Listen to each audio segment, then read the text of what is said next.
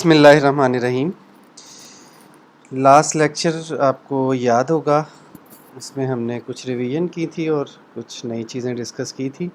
उम्मीद है आप लोगों ने उसकी प्रैक्टिस कर ली होगी। आपको मैंने एक छोटा सा टास्क दिया था कि एक्सेल की शीट से डेटा गेट करें और एक्सेल की शीट में डेटा पुट करें। तो अभी हम छोटा सा एक सिनेरियो डिस्कस करते हैं। अगर पेपर में एक क्वेश्चन आता है तो वो किस तरह का होगा। मैं अभी आपको यहाँ लिख के दिखाता हूँ।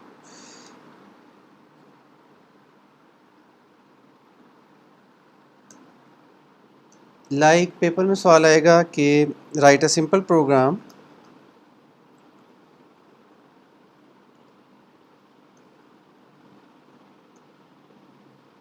which fetch data from Excel, add 3 numbers and then copy back this data in Excel। कुछ इस तरह का सवाल होगा कि आप एक प्रोग्राम लिखें वीबी का जो एक्सेल से डाटा गेट करे, 3 नंबर्स को जमा करे, उसके बाद वापस एक्सेल में रख दे। तो हम देखते हैं। एक नंबर 12 है, 11 और 10। ये जो पोजीशंस है ना, ये समटाइम व्यू नहीं होती सही तरह। ये मुझे पता है, ये A1 है, ये B1 है और ये C1। ये 3 नंबर्स। पहले एक काम करते हैं, एक्सेल को छोड़ के हम वैसे 3 नंबर्स को ऐड करने का एक प्रोग्राम लिखते हैं। वो हम लास्ट टाइम वैसे कर चुके थे, इसलिए फ़िलहाल फिर रहने देते हैं। 3 नंबर्स लेते हैं, dim A, B, C। 3 variables ले लिए, ठीक है। उसके बाद एक इशू आ रहा था, उस पर हम बाद में बात कर लेंगे। फ़िलहाल मैं क्या कर रहा हूँ, A को वैल्यू दे रहा हूँ 0। ये हम बाद में बात करेंगे, इसकी ज़रूरत होनी नहीं चाहिए थी। एक इशू आ रहा था, उसको मैंने टाइम बचाने के लिए सेव किया। अच्छा, अब देखें, ए में वैल्यू हम ये वाली उठा लाते हैं, बी में ये और सी में ये। चलो, A is equal to, again वो रूल आपको याद कराऊँ कि राइट साइड वाली वैल्यू अपनी वैल्यू लेफ़्ट साइड वाले को देती है, ठीक है। तो A is equal to range A1 dot value, यानी कि A1 सेल से डाटा उठाओ और इस ए को दे दो, ठीक हो गया। उसके बाद बी है, तो बी को हम कहेंगे रेंज B1 से डेटा उठाओ और बी को दे दो। और इसी तरह C इज़ इक्वल टू, हम कहेंगे कि रेंज C1 से डेटा उठाओ, C1 से डेटा उठाओ और हमारे वेरिएबल C को दे दो। तीनों को जमा कर दो। उसके लिए हमें एक और वेरिएबल चाहिए, वो भी ऊपर ही लिख लेते हैं, उसका नाम है सम, ठीक है। तो sum is equal to A plus B plus C, और मैसेज बॉक्स में हम लिख देते हैं सम। और ये लाइन वैसे लिखी थी, ख़त्म कर देते हैं। 33 मतलब 12, 11 और 10 क्या होता है, 33 होता है ना। तो उसमें तीनों नंबर्स को जमा कर दिए। अभी क्वेश्चन पूरा नहीं हुआ, तो सम को वो कहता है दोबारा एक्सेल की शीट में लिखे। अब आप बताएं कहाँ लिखे। मैं कहता हूँ यहाँ लिख दो, तो ये बनता है A3। तो जहाँ वैल्यू लिखनी होती है वो लेफ़्ट साइड पे लिखा जाता है ना। तो range A3 dot value is equal to sum. तो यहाँ फिर मैं आपको रिपीट कर दूँ, इक्वल के राइट साइड वाला वेरिएबल अपनी वैल्यू लेफ़्ट साइड वाले को दे देगा। राइट साइड पे सम में हम देख चुके हैं कि सम में इस टाइम 33 है, और सम को हमने कहा अपनी वैल्यू रेंज A3 को दे दो, और हमें पता है A3 ये जगह। तो जो ही हम कोड चलाएंगे तो उस जगह पे 33 लिखा आना चाहिए। चेक करते हैं आ रहा है कि नहीं। ये देखिए 33 आ गया, यहाँ पे मैसेज बॉक्स में भी आ गया। तो इस तरह से पेपर में क्वेश्चन आएगा। आपको क्वेश्चन आ सकता है कि लाइन ड्रा करने का प्रोग्राम लिखें, तो लाइन का फार्मूला आपको बताया जाएगा पेपर में। लाइन का फार्मूला होता है y is equal to mx plus C. तो आप m की वैल्यू इधर से ऐसे कैलकुलेट करेंगे खुद से ही, हाथ से।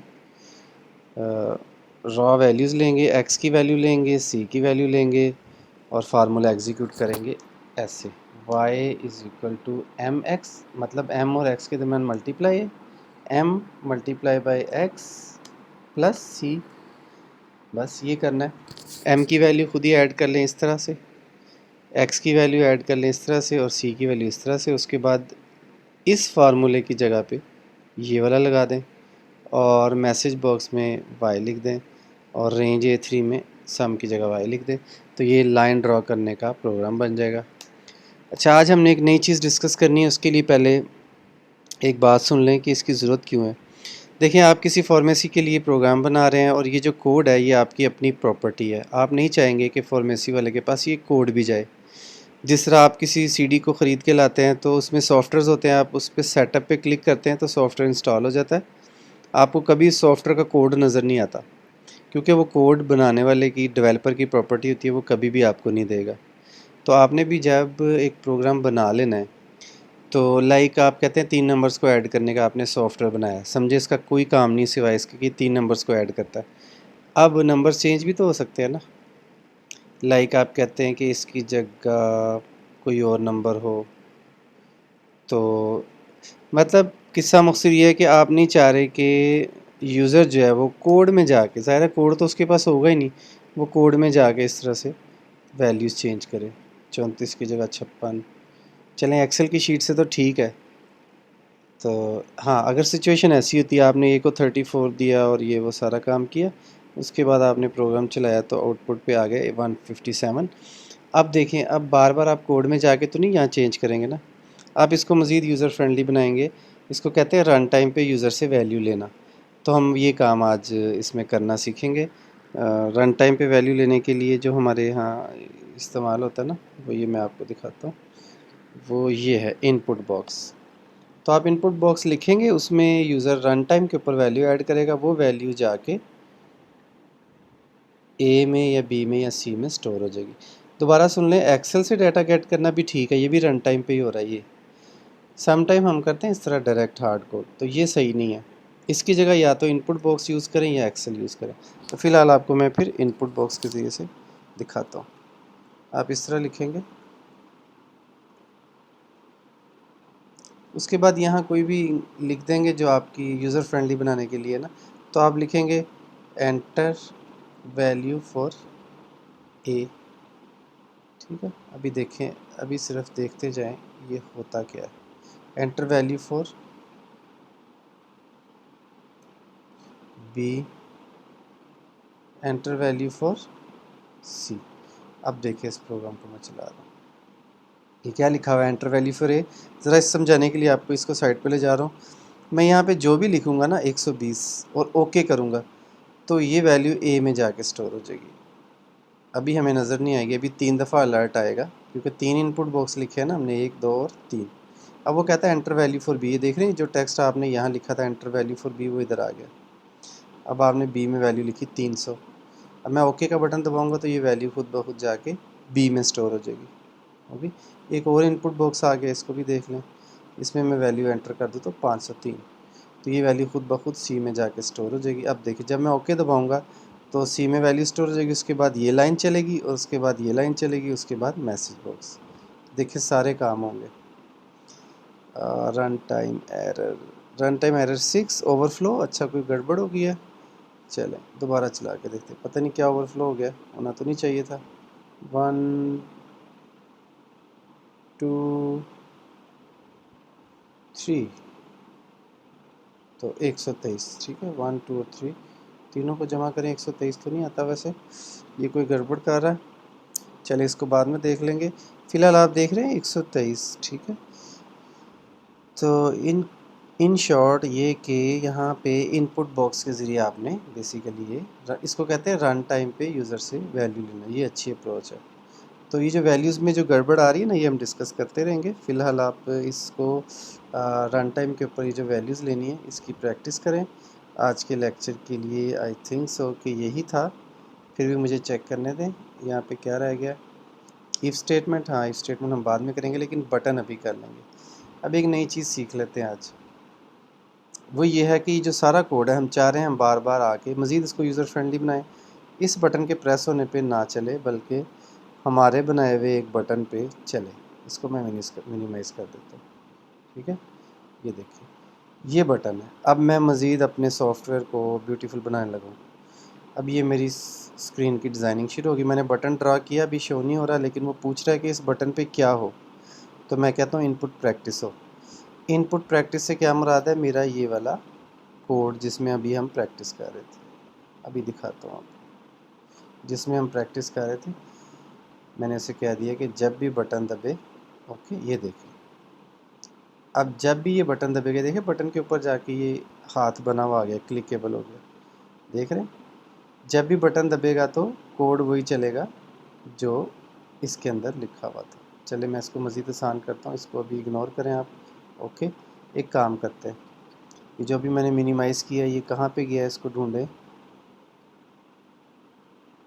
ये है मेरा ख्याल है, हाँ इसको करते हैं बंद। बटन को दोबारा देखते हैं, ये बटन है, कहता है इसके अगेंस्ट, ठीक है, इसको भी फारिग करें, अबाउट।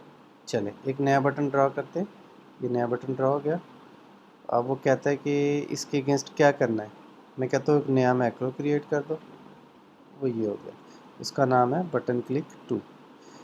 तो जब भी बटन 2 क्लिक होगा तो ये वाला कॉल हो जाएगा। इसमें मैं लिख देता हूँ इन द नेम ऑफ अल्लाह, तो ये हो गया। इसको चाहे आप यहाँ से चला लें, इन द नेम ऑफ अल्लाह, चाहे आप इस बटन पे क्लिक करें, लिखा रहा है इन द नेम ऑफ अल्लाह।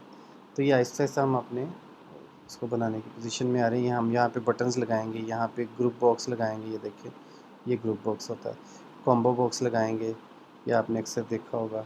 इसी तरह स्क्रॉल बार लगाएंगे। तो ये बेसिकली अब आपको कुछ कुछ समझ आना शुरू हो जाएगी कि ये सॉफ्टवेयर बन रहा है। बेसिकली सॉफ्टवेयर में जहाँ जिस पोजीशन में आप चाहेंगे जो मर्ज़ी लगाएं, उसको बाद में आपने कंट्रोल करना है। ये चेक बॉक्सेस हो गए, ठीक है। इसी तरह लिस्ट बॉक्स है, ये सबसे ज़्यादा यूज़ होता है, और इसी तरह और बहुत सी चीज़ें यहाँ से हम ऐड करते रहेंगे।